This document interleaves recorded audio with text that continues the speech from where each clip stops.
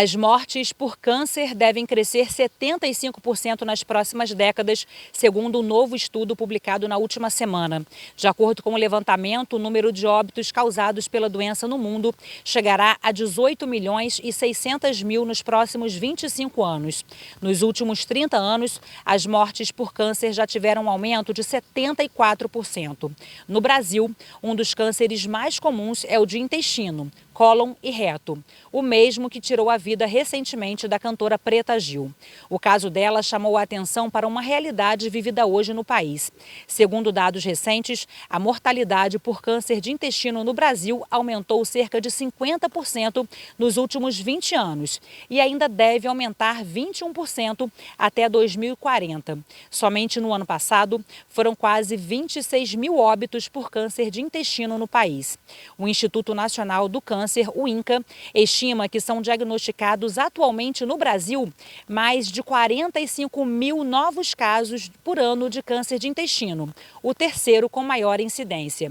Especialista no assunto, o médico gastroenterologista de Leopoldina, Dr. Luiz Augusto Cabral, explica que uma das grandes preocupações é o diagnóstico cada vez mais frequente do câncer de intestino em jovens, entre pessoas com menos de 50 anos.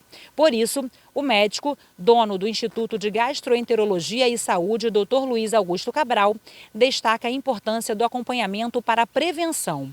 A gente também tem notado muito a procura pela questão da prevenção também, né? Então, o câncer de intestino, o câncer de estômago, como a gente hoje, a gente sabe que o diagnóstico de um tumor precoce, de um câncer precoce, a chance de cura é bem maior, então a gente também tem muita procura para essa parte preventiva. Então, hoje em dia a gente sabe, né, que o câncer de intestino em pacientes que não têm histórico familiar, a gente começa a fazer colonoscopia preventiva a partir dos 45 anos, né? E pacientes que têm histórico familiar, a idade de iniciar ainda é menor ainda, né?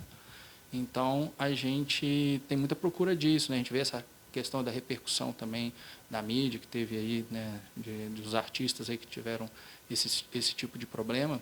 Esses casos de cânceres de intestino, de estômago, eles têm havido também um aumento disso ao longo do tempo aqui no país?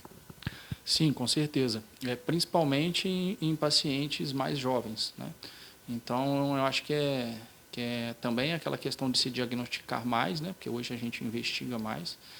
E eu acho importante, sim, essa questão da prevenção, porque a gente sabe que, assim, principalmente o câncer de intestino, ele vem de pequenos pólipos, né, que são pequenas verruguinhas no intestino.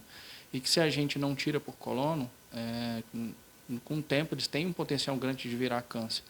Então, como a gente, né, corre atrás dessas campanhas, né? Tem aí o Março Azul Marinho, então a gente faz essas campanhas de conscientização do povo, acaba que a gente consegue descobrir esses cânceres, às vezes, de uma forma mais precoce, com a chance de cura maior.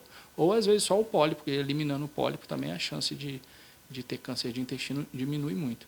Exames como a colonoscopia são fundamentais para diagnosticar a doença o mais cedo possível e aumentar as chances de cura. Segundo o especialista, com a evolução dos exames que estão cada vez mais modernos, é possível, hoje em dia, fechar de forma mais rápida e assertiva os diagnósticos. A gente consegue hoje descobrir coisas que antigamente não se descobriam, então isso aí ajudou bastante em a gente fechar também esses diagnósticos. O câncer de intestino está ligado a fatores de risco relacionados ao estilo de vida das pessoas, como sedentarismo, má alimentação, obesidade, estresse, tabagismo e consumo de álcool.